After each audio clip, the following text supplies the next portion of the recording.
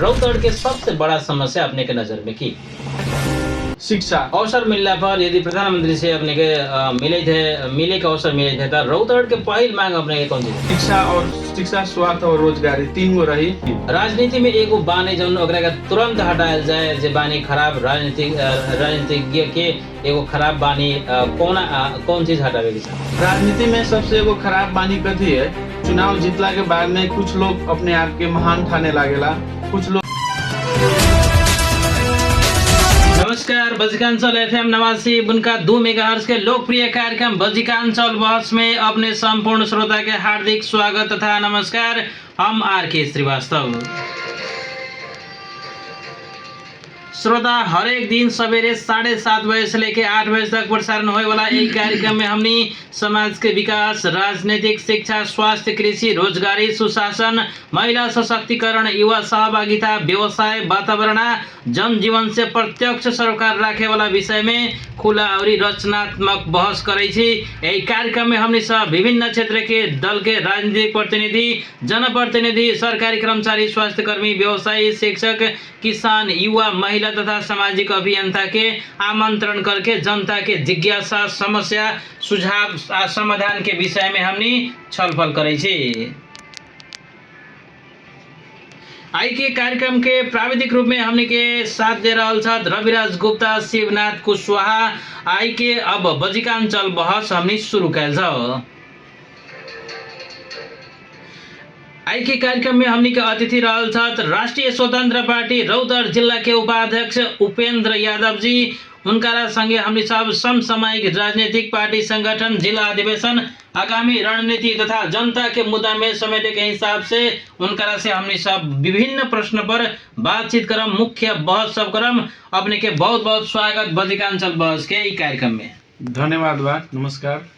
सबसे पहले निर्वाचन और राजनीतिक उपलब्धि संदर्भ में अपने जिला के उपाध्यक्ष के नाते से हमने बातचीत करम। 2082 के प्रतिनिधि सभा निर्वाचन रौतहट के चारों निर्वाचन क्षेत्र में रासोपा के उम्मीदवार विजय हो के मुख्य कारण अपने के की लागल? रासोपा के रौतहट के चारों क्षेत्र में अपने के हमनी के 3 गो क्षेत्र विजय हो गेली और एगो क्षेत्र में हमनी के चुनावी प्रतिस्पर्धा में चुनाव हार बेहोरे के पड़ल और रौतहट वासी, रौतहट जिला के संपूर्ण नागरिक सब अपने के समानुपातिक मत 1 लाख के हाराहारी में देके हमनी के पार्टी के पूर्ण रूप से समर्थन सहयोग कैलन और वही सहयोग और समर्थन के बावजूद हमनी के पार्टी राष्ट्रीय स्वतंत्र पार्टी रौतहट में एगो समानुपातिक सांसद भी थप के सहयोग कैलन और एकरा लेल हमनी सबके इससे पहले जौन राजनीतिक गतिविधि रहे देश में और रौतहट में कहीं न कहीं जनता प्रति बहुत निराशा रहे। जनता के साथ चुनाव में मत लेला के बाद में कुछ राजनीतिक दल लोग अपन मुख्य एजेंडा सब चुनाव जीतला के बाद में बिसर गेल कि जनता के मुद्दा, जनता के समस्या जहाँ के तहीं रह गेल और ये चीज सबके मूल्यांकन करते हुए भी जनता इस पाली नया सोच, नया विचार से आयल राष्ट्रीय स्वतंत्र पार्टी, नया एजेंडा से आयल पार्टी के पूर्ण समर्थन दे के और जनता अपन अमूल्य मत दे के मात्र रौतहट में ही नहीं पूरे देश में पूरा भारी मत से विजय बनैलक। एकरा लेल पूरा देशवासी और रौतहटवासी के विशेष विशेष धन्यवाद दें।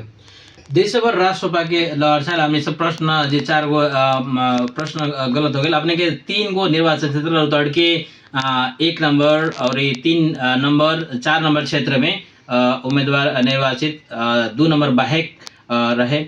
ई जीत अपने जना कहले कि अन्य दल के असंतुष्टि के कारण से जनता रासोपा प्रति विश्वास जन व्यक्त कैलक, वो विश्वास के ई जीत के कायम रखेला पार्टी से अभी कैसन किस्म के तैयारी सब हो रहा है?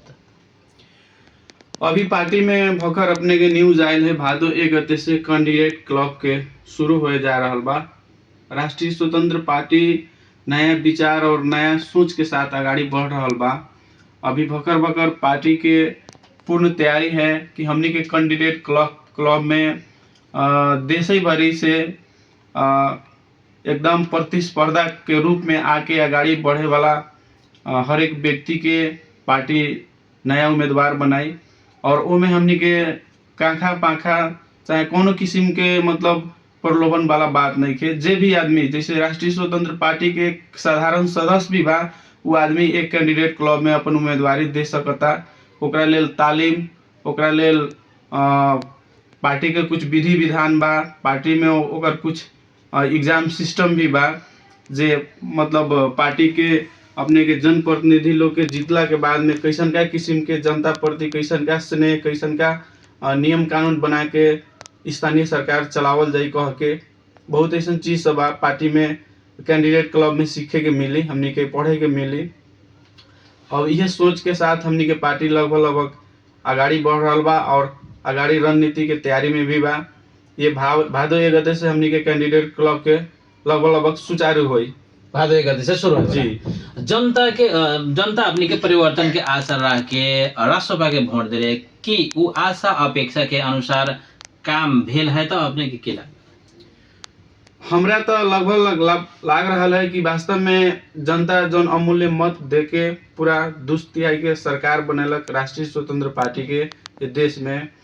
तो आगामी अपने ले के देखले रही है कि हमनी के सम्माननीय प्रधानमंत्री बालन शाह जी 100 दिन टारगेट हर एक मंत्री के भी देले रहे कि 100 दिन के टारगेट बा, 100 दिन में तपाईले यति गर्न सक्नु भएन भने तपाईले मंत्रालय छोड्नु पर्छ कह के मतलब प्रतिबद्धता एगो कायम कैले रहे। और जगह जगह देख रहा छी अपने भी हमनी सबके विभिन्न सरकार के विभिन्न किस्म के एक्शन आ रहा है, ओरिएंटेशन एक्शन सब आ रहा है प्रशासन में, शिक्षा में, स्वास्थ्य में, हर एक किस्म के जगह जगह परिवर्तन के आभास कर रहा है जनता। जैसे अपने उदाहरण के रूप में अभी देख रहा छी लगभग बीरगंज चीनी कारखाना के सर सफाई भी चालू हो गया है, मतलब जनता के रोजगारी के लेल। और विभिन्न किस्म के श्रम मंत्रालय द्वारा ऐसे पहले का जो चीज सब भेल जैसे विदेश पठावे के लेल पैसा लेके एजेंट सब कहीं वहीं लुका जाए, भाग जाए, तो ओकरा लेल अभी हमनी के श्रम मंत्री रामजी यादव एकदम फुल एक्शन में जहाँ जहाँ समस्या है वहाँ अपन काम कर रहा बा। और हमनी के आशा भी बा कि नेपाली जनता, मधेश के जनता जौन वोट हमनी के देले बा उससे हमनी के भी हर एक क्षेत्र में, हर एक निकाय में परिवर्तन होई और हमनी परिवर्तन करम विश्वास के साथ कर रहा छी। अब ये विषय वस्तु में सरकार के कुछ जे निर्णय सब है, निर्णय सब में भी बैक होए के अवस्था आयल, उ सब विषय वस्तु में हमने आगाड़ी छलफल करम। आदरणीय श्रोता, हमने के आई के अतिथि रहल साथ राष्ट्रीय स्वतंत्र पार्टी राजसभा के रौतहट जिला उपाध्यक्ष उपेंद्र यादव जी, उनकरा से हमने आई बहस कर रहा थी। अपने लोग के भी कोनो जिज्ञासा गुनासो ऐसा है या अपने के कोनो सवाल है तो हमने के स्टूडियो का नंबर 9826 44 406 9826 यही नंबर में, और एनडीसी श्रोता भी अपने हमने के स्टूडियो का नंबर में अपने कॉल करके अपने अपन प्रतिक्रिया रख सके 97 621 79 446 97 621 79 446। प्राविधिक मित्र के भी हम कब कि वो लोग की यदि कोनो भी व्यक्ति के तो हमारा श्रोता के यदि प्रतिक्रिया आ रहा है तो तुरंत अपने लोग रिसीव कर जाए।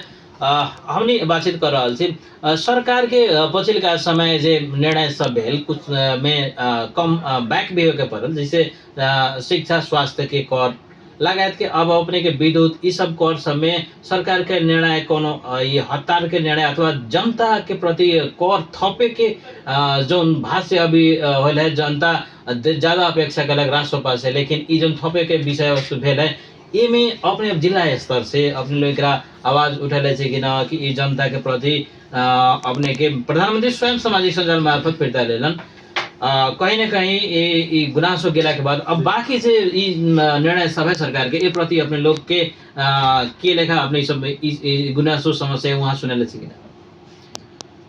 कथिबा देखो, देश विकास के लेल सबसे जरूरी चीज है आर्थिक उन्नति यानी जीडीपी।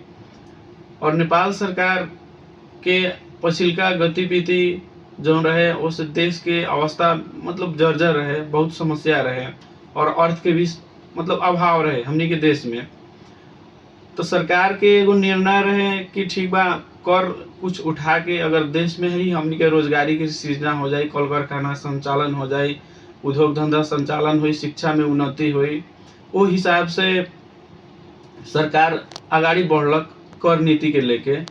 और बाद में बहुत ऐसा गुनासो आयल, जैसे जनप्रतिनिधि लोग से, जनता से, सामाजिक अभियंता लोग से गुनासो गेल, कुछ पार्टी के अग्रज लोग से भी गेल, जैसे हमनी से भी कैली। एल कैली कि जब हमनी के कर उठावे से पहले देश में जनता के रोजगारी देवे के पड़ल। जब तक ले जनता आर्थिक रूप से संपन्न न हुई तो देश के कर कहाँ से तीरी। तो ए लेल देश के कर तीरे के लेल, देश के मतलब विभिन्न निकाय के कर सब तीरे के लेल सबसे पहले जनता के पास वो लेवल के वैसन किस्म के रोजगार होके के पड़ल। और वो रोजगार न होला के चलते अभी देश में जैसे मधेश में बा, पहाड़ में बा, हिमाल में बा, चाहे अन्य प्रदेश सब में भी बा कि बहुत ऐसा समस्या सब बा। आर्थिक रूप से लोग संपन्न नहीं थे, आर्थिक रूप में सबल पहले जनता हमनी के नागरिक है ना है, ये अवस्था में ये लागू करना कहीं ना कहीं राष्ट्रसभा प्रति के लोकप्रियता जो है, विपक्षी दल सबके भी आरोप है लोकप्रियता राष्ट्रसभा प्रति के घटते गेल है। अपने के प्रतिक्रिया की वैसा कोनो बात नहीं के, लोकप्रियता हमनी के देखे के हिसाब से तो अभी बढ़ रहा है। जैसे अपने लोग मीडिया ग्रुप छी तब न्यूज सब था हुई, जैसे पहिलका राष्ट्रसभा के सक्रिय सदस्यता सब रहे, कुछ कम रहे, लेकिन अभी तो बहुत ज्यादा बढ़ रहा है। यानी कि राष्ट्रसभा प्रति देशवासी के संपूर्ण जनता के माया स्नेह अभी भी उतना ही है, घटल ना है, बढ़ रहा है लगभग। और जनता के प्रतिक्रिया सुन के स्वयं प्रधानमंत्री और अर्थ मंत्री के छलफल के बाद अपने के हमनी के शिक्षा और स्वास्थ्य में जो कर रहे साम्यता कर ओकरा के हटावल गेल, कारण कि जनता अभी वो लायक नहीं थे।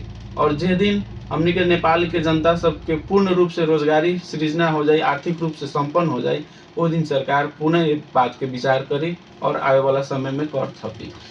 हमने पुनः अब दूसरा प्रश्न तरफ में जाएगा सर। हम जिला अधिवेशन रौतहट जिला अधिवेशन और संगठन संदर्भ में रौतहट जिला के अधिवेशन अभी भी आने वाला है, बैठक बीच में भेल रहे, अपने के वास्तविक समस्या की है आई कब अपने के फिर नया नेतृत्व चयन के लिए वातावरण बन रहा है, कब तक करे के लक्ष्य है? रौतहट जिला अधिवेशन ही ना मध्य प्रदेश में ही बहुत ही जगह जगह समस्या सब भेल है अधिवेशन के लेके। अब कुछ हो सकले, कुछ बेसारिक बात सबके समस्या, चाहे पार्टी के कुछ आंतरिक समस्या से है, ये लेल असमझदारी के कुछ कारण के लेल पार्टी कथी केलक, केंद्र से ही स्थगित कर दिल कि मध्य प्रदेश को बैठक हामी अहिले स्थगित गर्छौं र यसपछि हामी आफै छलफल गरेर गराउँछु भन कह के हमने के पार्टी सभापति के डायरेक्ट निर्देशन भेल। कारण कि कुछ जगह जगह अब सब लोग समझदार नहीं थे, कुछ लोग बात बुझेला, कुछ लोग ना बुझेला ना। तो आए वाला हमनी के ये भादो महीना से लगभग हर एक जिला में पार्टी सभापति के उपस्थिति में ही जिला के अधिवेशन होए के संभावना है और आशा भी है। लगभग हमनी के बातचीत भी हो रहा है वही हिसाब से कि रौतहट में पार्टी सभापति अपने रह के अपन मातहत में पूर्ण रूप से शांतिपूर्ण पार्टी के हर एक सिस्टम में, विधि में जाके, विधान में रह के और पूर्ण रूप से सहमति में, लगभग सहमति में ही अधिवेशन संपन्न होने के संभावना है। आदरणीय श्रोता, अभी अपने सुन रहे थे बजिकांचल FM 89.2 मेगाहर्ट्ज पर कार्यक्रम बजिकांचल बहस। अब बजिकांचल बहस में कुछ देर शॉर्ट कमर्शियल ब्रेक के बाद में आगाड़ी के प्रश्न सब हमनी के अतिथि के साथ में बहस करम।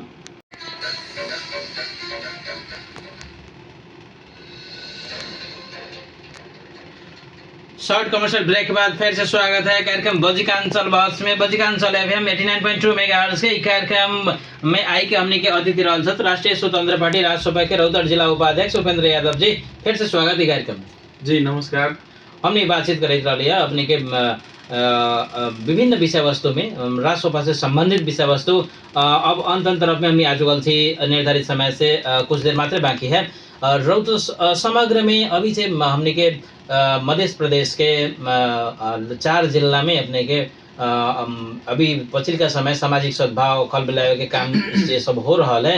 हमने भी अपना मीडिया मार्फत आग्रह करम ऐसन किसिम के सामाजिक सद्भाव कायम रखल जाए, कोनो भी ऐसन किसिम के गतिविधि न कल जाए जैसे समाज में असर पड़े। अपने के तरफ से अपने के कहनाम की है, प्रधानमंत्री के संबोधन भी राते आयल है। इस संदर्भ में सभी श्रोता के लगायत जे भी आम सर्वसाधारण नागरिक सुन रहे उनका की अपील अपने के? सबसे पहले हम नमस्कार कहम। वास्तव में आज जौन भी 4-5 जिला में हमनी के धार्मिक द्वंद्व हो रहा है, धार्मिक सद्भाव बिगड़ रहा है, एकरा लेल हम संपूर्ण देशवासी और संपूर्ण हिंदू मुस्लिम दाजू भाई से एक एक अनुरोध कथी कहम कि इ देश में हिंदू मुस्लिम आजू से न आए वाला इतिहास है कि जब से नेपाल के उत्पत्ति भेल तब से ये देश में हिंदू मुस्लिम एक साथ रहल आ रहल है। मतलब हर एक चीज़ में हर एक जगह जगह समन्वय करके अपने के भोज भात से लेके खान पीन से लेके अपने के शिक्षा स्वास्थ्य एक एक विद्यालय में पढ़े के, एक एक कक्षा कोठा में बैठ के शिक्षा लेवे के, हिंदू गुरु से मुस्लिम विद्यार्थी पढ़े के, मुस्लिम गुरु से हिंदू विद्यार्थी सब पढ़े के कार्यक्रम आज से न है, तो एगो इतिहास है हमनी के देश के लेल की ना परापूर्व काल से आ रहा है। और ई चीज के आज हमनी के जौन मतलब 5-10 दिन से सद्भाव जन बिगड़ रहा है, एकरा लेल हम एक एक अपील करम कि जे भी मुस्लिम समाज के और हिंदू समाज के अगुआ लोग बा कम से कम सद्भाव जन बा सामाजिक सद्भाव बा कायम करे के लेल सबसे अपील होके के पड़ल, सबके होके समन्वय होके के पड़ल। और हमनी के इससे पहले अपने के रात प्रधानमंत्री जी के भी हमनी के संबोधन भेल बा, सामान्य प्रधानमंत्री जी मार्फत भी संबोधन भेल बा। वास्तव में ये चीज अगर केहू आदमी केहू के मार देत है तो दे मतलब उससे बड़ा ना हो जाए कि हम कहे छी हम हिंदू छी केहू मुस्लिम दाजू भाई हमरा के 2 झपड़ मार दी तो उससे महान आदमी ना हो जाए, चाहे हम नीचा ना हो जाए। वो तो एगो प्रेम है कि सद्भाव कायम रखे के पड़ल, प्रेम करे के पड़ल, प्रेम से दुनिया के जीतल से आ सकल है कि नफरत से ना। सुनसरी घटना के लेके सभी जिला में ऐसा किस्म से घटनाक्रम सब देखते जा रहा है। हमनी के भी अनुरोध रहे कि ऐसा किस्म के सामाजिक सद्भाव कायम बरकरार रखल जाए से अब हमनी अपन कार्यक्रम के तरफ में चले गए। हम रौतहट के किसान या मधेश के किसान के जो समस्या है खाद बिया और पानी, इस समस्या बरकरार ही है। समाधान अपने के सरकार पीछे सरकार बदलल, समस्या किसान के जहाँ के तहाँ। राष्ट्रपा प्रति किसान के बहुत अपने के विश्वास रहे, राष्ट्रपा सरकार में आते ही हमने की समस्या खाद बिया सब समय में, लेकिन जहाँ के तहाँ स्पष्ट योजना आपने सबके की, किसान के समस्या अभी तक समाधान काहे न हो सके? वास्तव में अपने के प्रश्न सही है एकदम और सराहनीय भी है। ये प्रश्न के कहीं ना कहीं आज हमनी के जिला उप सभापति के नाता से भी, राष्ट्रीय स्वतंत्र पार्टी के नाता से भी हमनी के भी सरकार प्रति के प्रश्न है। कारण कि सरकार ये क्षेत्र में अपने के किसान के क्षेत्र में अभी पूर्ण रूप से सक्रिय होकर काम करे के मतलब किस्म के कोनो ठोस निर्णय हमनी से भी न देख रहा छी। और जब हमनी के सरकार प्रति चाहे हमनी के प्रधानमंत्री चाहे पार्टी सभापति से अगर प्रत्यक्ष भेंट घाट के कार्यक्रम सब होई में हमनी सभी सब बात रखम। रौतहट ही न पूरा मध्य प्रदेश में अगर नेपाल के कृषि प्रधान देश नेपाल है तो वास्तव में किसान के समस्या समाधान होके के पड़ल। जैसे हमनी के अगर सरकार कोनो ठोस कदम चलावत है कि आए वाला मधेश में विभिन्न किस्म के नदी सब है और नहर सा है, ओकरा के पूर्ण सुचारू करके किसान के खेत में पानी कैसे पुगी, किसान के खेत में मल कैसे पुगी, ये सब चीज सब ठोस कदम उठावे के लेल भी सरकार से हमनी अनुरोध करम। सबसे पहले विदेश से मल जो किने वाला सिस्टम बाटे नेपाल में वो बंद होके के पड़ल कि बरु एक तरीका सड़क न बनो, पिच न रही, बरु ग्रेवल ही रही, पक्की सड़क न हो, कच्ची ही रही, लेकिन उ सब विकास के पैसा सबके काट के और मधेश में ही ना पूरा देश में कम से कम 4-5 गो अगर अपने के मल उत्पादन करे वाला अगर कंपनी बनत है और कंपनी सुचारू होत है तो लगभग हमरा आशा है कि सरकार ये चीज़ पर ध्यान दी और सरकार के भी हमनी सब ध्यान आकर्षण करावे के चाहम कि वैसन का किस्म के कार्यक्रम सब संचालन में होके के पड़ल। कम से कम 5-7 गो अगर मल उत्पादन करे वाला अगर कंपनी हमनी के देश उद्योग में स्थापना तरफ में सरकार के प्राथमिकता रहेको चाहिँ अपने के कहना तो है। समस्या सब लगभग समाधान हुई कि किसान के। अब अंत तरफ में से व्यक्तिगत कुछ प्रश्न करे तो रैपिड फायर अंतर्गत के 5 प्रश्न भी अपने से हमने पूछे के बाकी है। व्यक्तिगत प्रश्न में राजनीति में आने की प्रेरणा अपने के कहाँ से मिला? जिला उपाध्यक्ष के रूप में सबसे बड़ा चुनौती अपने कौन चीज देख ली? अपने के राजनीति में सबसे बेसी आलोचना होला विषय वस्तु राजनीति में आने के बाद कौन चीज सुनल जाइए? रौतहट के मतदाता या आम नागरिक के अपने के प्रतिबद्धता की एक लाइन में एक जवाब कर जाए। राजनीतिक में आए वाला प्रेरणा हमनी के पार्टी नया सोच और नया विचार के साथ आगाड़ी आ रहा है। ये चलते हमनी के भी प्रेरणा जागल, युवा सब में प्रेरणा आयल। पहला का अन्य बहुत पार्टी सब में पुराने शैली सब रहे, एमे कुछ नया देखली हमनी सब। वो जगह से हमनी के अपेक्षा मिलक, आशा मिलल। और जिला उपाध्यक्ष के रूप में हमनी सब राजनीतिक में बहुत बड़ा सब चुनौती सब बा। जैसे यहाँ मधेश में एगो चीज कथी बा कि गरीब के बेटा नेता न बने सकले। बहुत लोग के मतलब प्रश्न बा एल बा कि जे आदमी के पास पैसा बा उहे नेता बनी, जे आदमी के पास पैसा नहीं के वो राजनीति न कर सकले कह के ऐसा मतलब किस्म के विकृति सब बा हमनी के समाज में। अगर केहू पढ़ल लिखल शिक्षित है, ओकरा पास पैसा न है, ओकरा पास विजन है, तो रौतहट ही वासी न पूरा मधेश वासी से अनुरोध करम कि वैसन युवा सबके वैसन साथी भाई सबके अपने लोग के साथ समर्थन होके के पड़ल और ओकरा के आगाड़ी लेके आवे के पड़ल। अब अंतिम चरण में हमने से रैपिड फायर अंतर्गत एक प्रश्न के एक लाइन में जवाब शॉर्ट दिल जाते और 5 को प्रश्न अपने से एक शब्द में कहल जाए तो रौतहट के सबसे बड़ा समस्या अपने के नजर में की? रौतहट के सबसे बड़ा समस्या है शिक्षा। हमनी के ऐसे पहले का भी डाटा सब अपने लोग संकलन कैले होकम। यहाँ शिक्षा के बहुत बड़ा समस्या है। गुणस्तरीय शिक्षा ना है, गुणस्तरहीन शिक्षा है। और ए में रौतहट वासी और रौतहट के जनप्रतिनिधि, रौतहट के शिक्षा प्रणाली में काम करे वाले लोग सबके पूर्ण रूप से सुचारू करके पूर्ण रूप से सहयोग करे के पड़ल। कारण कि अपने के डाटा के हिसाब से रौतहट बहुत पछाड़ी है शिक्षा में।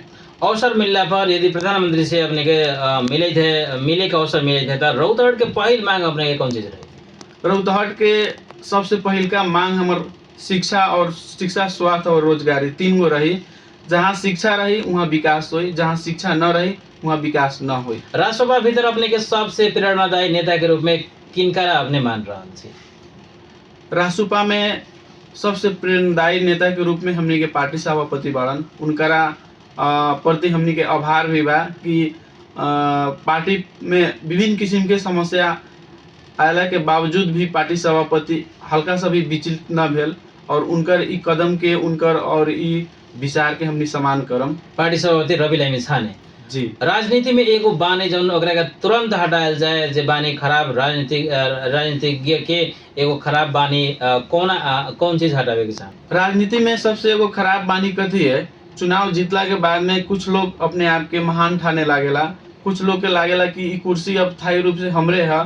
तो ई चीज जौन बानी बा उ सुधारे के पड़ल। जे भी जनप्रतिनिधि बा जनता के कभी भी जनता के नौकर बन के काम करे के पड़ल, जनता के मालिक न बने के कोशिश करे के पड़ल। रौतहट के युवा के एक संदेश? रौतहट के युवा से हमार ये संदेश बा कि युवा ही देश के मेरुदंड होकेला, चाहे कोनो भी देश के काहे ना होको। अपने लोग पूर्ण रूप से समाज में शिक्षा, स्वास्थ्य और रोजगारी के अवसर सब सृजना करूँ। विभिन्न जगह जगह अपने के प्रचार प्रसार है और जन चेतना वाला कार्यक्रम सब है करूँ। और ई जौन हमने के साथ भाव बिगड़ रहा है ओमे युवा के विशेष सहभागिता है। ओकरा अपने लोग पूर्ण रूप से सामाजिक सद्भाव न बिगड़ो कह के किस्म के जन चेतना कार्यक्रम सब करूँ, अपन सोशल मीडिया मार्फत ये सब बात सब रखूँ। बहुत बहुत धन्यवाद अपने के हमने के कार्यक्रम में अमूल्य समय दिले, साथ दिले। बहुत बहुत धन्यवाद।